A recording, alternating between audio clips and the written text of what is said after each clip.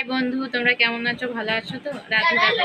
দেখো, এখন আমার মায়ের বাড়িতে এসেছি। আমার ঠাকুমা খুবই অসুস্থ, নিজের হাতে খেতে পারছে না। আজকে এখন আমি ঠাকুমাকে একটু নিজের হাতে মুড়ি খাই দেবো। ঠাকুমাকে দেখাচ্ছি তোমাদের। দেখো বন্ধু, এটা আমার ঠাকুমা, খুবই অসুস্থ, উঠতে পারে না, তাই আমি ঠাকুমাকে একটু মুড়ি খাই দেবো। এখন আমি ঠাকুমাকে একটু মুড়ি খাই দিই। ঠাকুমা খেয়ে নাও তো। দেখো বন্ধুরা, এখন আমি ঠাকুমাকে মুড়ি খাই দিচ্ছি। ঠাকুমা খুবই অসুস্থ, খেতে পারে না, উঠতে পারে না, তাই একটু ঠাকুমাকে মুড়ি খাই দিচ্ছি। একটু জল দেবো? একটু জল নিয়েছি, একটু জলও খাই দেবো।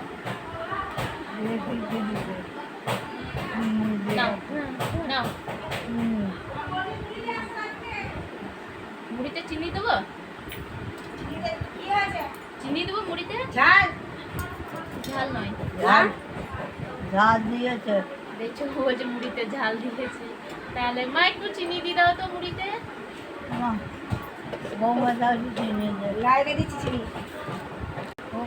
আমার সোনা ঠাকুমার একটু খেয়ে নাও, খেয়ে নাও না। হা করো, হা করো।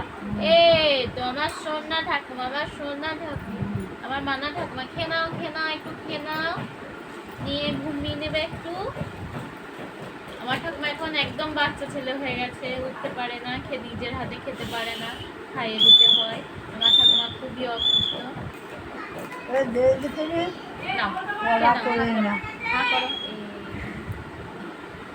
আমার ঠাকুমা বিরক্ত হচ্ছে, একটু জল খাইয়ে দিই।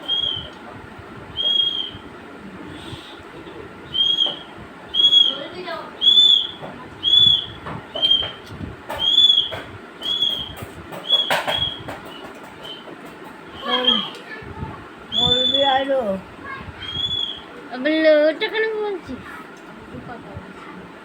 হা করো, হা করো।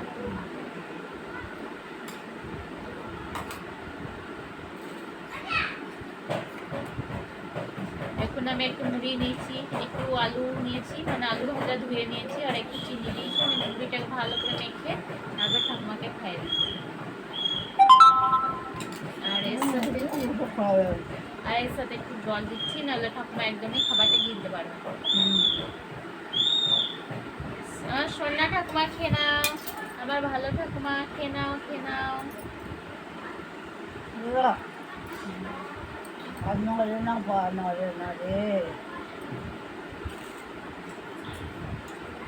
ওর আবার মেয়ে